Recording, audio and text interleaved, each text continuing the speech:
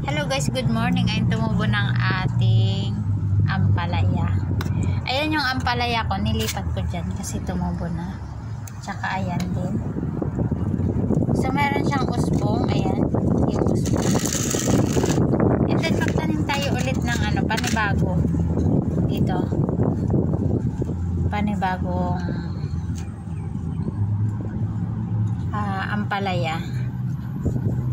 Ayan, ganyanin lang natin. Huwag masyadong malalim kasi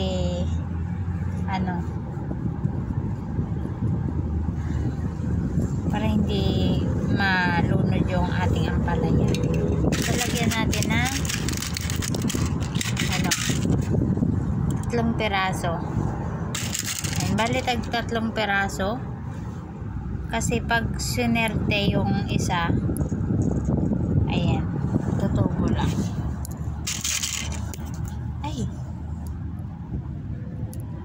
Ayan, bali tag 3 guys. Ayan. So takpan natin. Takpan lang natin siya. Ayan. Antayin natin ng after 1 week. Ayan, after 1 week. Pero ito tumubo na siya. And after 1 week guys, abangan natin kung tutubo. Ayan, so ang tag nito, kailangan natin diligan para para mabasa yung lupa. Ayan, so andyan na yung tanim ko, itanim ko na. So diligan lang natin ng konti. Ayan, diligan lang natin para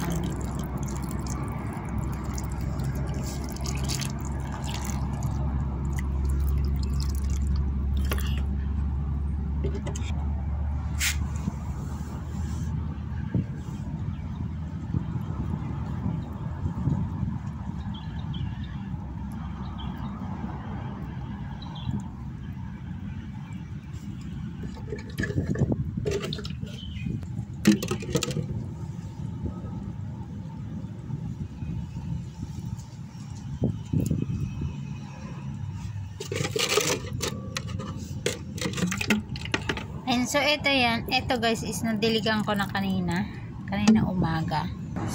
So punta naman tayo sa aking garden. Ayan, so nagtanim ako dito ng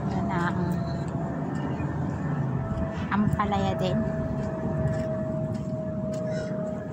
Ayan yung ating ampalaya.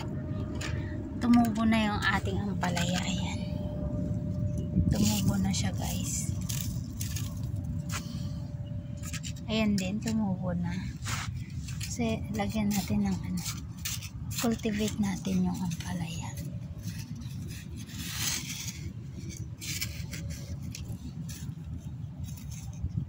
Ayan, magtanim-tanim lang kayo pag malawak yung space.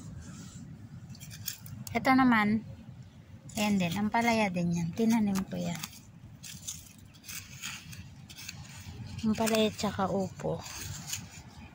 Ayan. So may talbos na yung natin, yung ampalayang naunang tanim.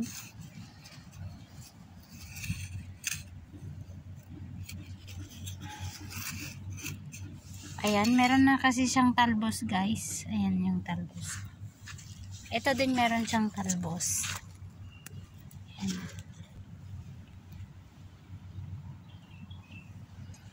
Ayan din. Kaso lang hindi tumubo lahat. Ayan guys, na-cultivate ko na yung ating ampalaya. Ayan, may talbos na siya.